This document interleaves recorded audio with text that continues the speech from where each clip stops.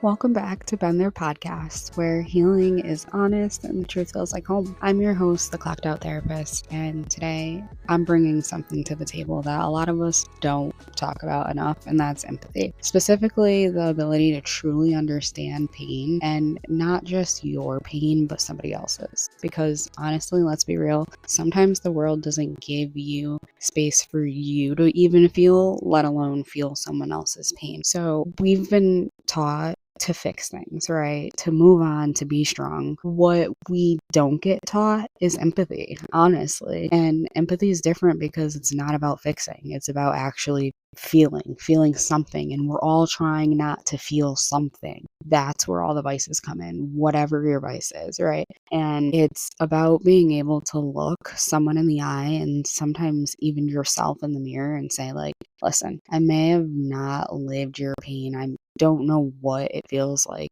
to go through what you're experiencing, but I can sit with it. I can sit with you in it. I see you. I feel you. I feel your ache under that surface. And that's sacred, right? Being able to empathize with somebody and to really share mutual pain.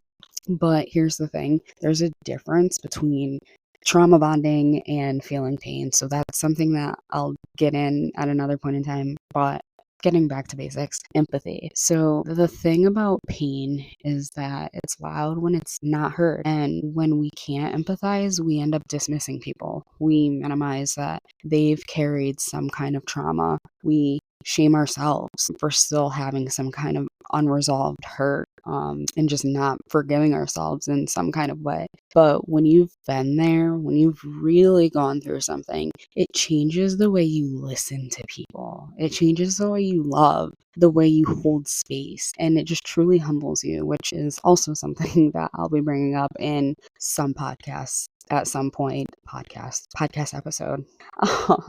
Going back to pain teaches you how fragile we all really are. It reminds us that healing doesn't come on a timeline. Healing's not linear. I said that in my last episode, or a couple episodes back. It comes in layers, moments, deep breaths, quiet prayers that we don't even know if they are prayers, supposed to cry for help, or just a wave of a flag, like I surrender. Empathy isn't always loud. Sometimes it's just being present when someone falls apart, being still when someone can't find the words, being strong without needing to feel like you need to be in control, being soft without feeling like I'm weak for sharing and expressing some kind of vulnerability. Because here's what I know. If you've ever walked through your own storm, whether it's grief, rejection, depression, trauma, anxiety, heartbreak, whatever, ego death, then you know how powerful it is just to not be alone in it, right? And maybe that's what this season of your life is about.